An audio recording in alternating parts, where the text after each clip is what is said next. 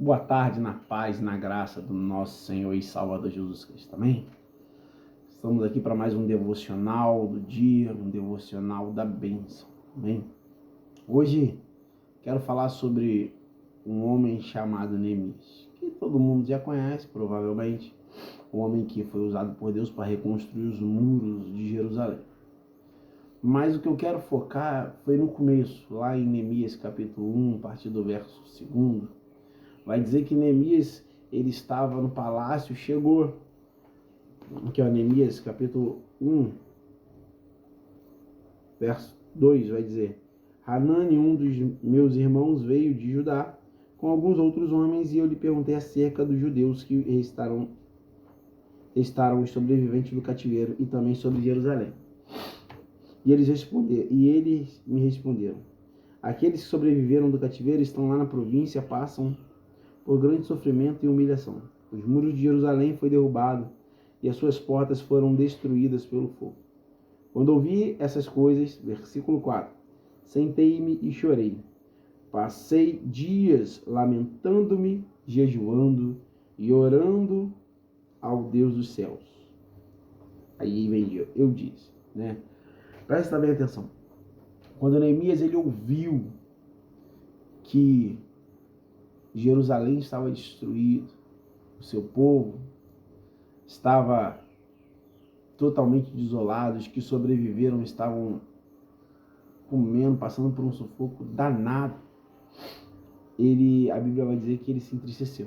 Ele sentou, orou, jejuou, ficou ali de luto durante alguns dias, né?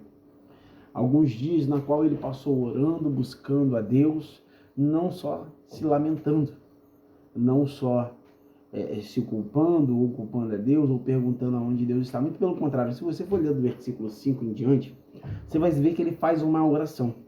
E nessa oração, ele diz que Deus é poderoso, maravilhoso e tal, e tal, e tal. E tem um trecho da oração que ele vai falar assim: olha, o Senhor disse a Moisés que quando o seu povo fosse infiel, o Senhor fosse rebelde, o Senhor espalharia. Mas se ele se arrependesse, o Senhor se ajuntaria a eles. Nós somos o seu povo. E ele começa a se redimir e pedir misericórdia pelo povo durante o tempo que ele estava de luto, respeitando esse tempo de luto. E depois, já no capítulo 2, ele saiu do luto, ele foi servir o rei, e o rei olha para ele e fala: por que você está com essa cara? Está doente? Né? No verso 2 do capítulo 2, vai dizer assim, ó: por isso o rei me perguntou, por que seu rosto parece tão triste? Se você não está doente, esta tristeza só pode ser do coração. Aí vai dizer assim, ó, verso 3, como muito medo, eu disse ao rei, que o rei viva para sempre. Como não estaria triste o meu rosto se a cidade que eu estou a cidade em que estão sepultados meus pais está em ruínas, e as suas portas foram destruídas pelo fogo? O rei disse: o que eu gostaria de te pedir? O que você gostaria de me pedir? Presta bem atenção, irmãos. Eu acho interessante que esse rei foi o que trouxe toda a desolação a Jerusalém, né? E Neemias, ele não guardava rancor por aquele rei. Neemias era o copeiro do rei. Neemias não tentou nada contra ele, porque o que Neemias tinha era com Deus, não com o homem. Neemias sim ficou triste, sim ficou chateado, sim ficou de luto, respeitou o tempo de luto. Tem gente que não, irmãos. Tem gente que recebe uma pancada da vida e ela quer agir de imediato, ela quer, sabe, fazer do jeito que ela quer, do jeito que ela acha que é o certo, do jeito que ela acha que deve agir, às vezes por impulso. E quando passa o tempo, ela vê a besteira que fez. Neemias não. Neemias recebeu a pancada. Ele se retirou por um tempo, só ele, Deus. Ele chorou, ele respeitou o tempo de luto, ele respeitou o tempo de cabeça quente, ele respeitou, mas ele foi projetando o que poderia fazer. E quando ele chegou até o rei, que o rei perguntou a ele o que ele queria pedir ao rei, ele tinha uma resposta para dar. Falou: se o Senhor me permitir, eu posso ir lá reconstruir o muro? Se o Senhor me permitir e me dar umas cartas, eu passo por dentro das cidades, peço ajuda. Se o Senhor me permitir, eu vou lá, né? E o rei permitiu que ele fizesse. E ele chegou lá, teve grande luta, grandes problemas. Mas em todos esses problemas, todas essas lutas, ele saiu vencedor porque Deus era com ele. Deus estava no caminho, Deus estava na frente de Neemias. Quando nós não respeitamos o nosso tempo de luta e queremos agir as coisas de cabeça quente, Deus ele não está na nossa frente. Nós tomamos a rédea, nós tomamos o controle. E no final nós vamos ver que fizemos a escolha errada. Sabe? Segura. É tempo de plantear, então plantei. É tempo de chorar, é tempo de, sabe, de se retirar por um momento só você e Deus. Faça isso. Mas não toma atitudes que você possa depois se arrepender. Salomão, no capítulo 13, no verso 1 de Eclesiastes, ele disse assim, ó: para todas as coisas há um tempo oportuno e para todo propósito debaixo dos céus há o seu tempo.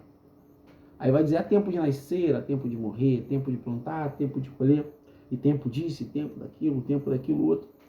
Mas se nós não respeitarmos o tempo, nós não vamos conseguir avançar no propósito que Deus tem para a nossa vida. Neemias, depois da oração, vai dizer assim: e esse tempo eu era copeiro do rei. Ele era copeiro do rei. Ele tinha ligações terrenas, porque ele era copeiro do rei, e ele tinha ligações celestiais, porque ele falava com Deus. Conversava com Deus, era um homem escolhido para fazer uma grande obra para Deus. Sabe, irmãos? Nós precisamos ter ligações terrenas. Pessoas que nós conhecemos, nosso workshop, conhecidos, amigos que possam nos levar, ser ponte para nós, ser usado por Deus para nos abençoar.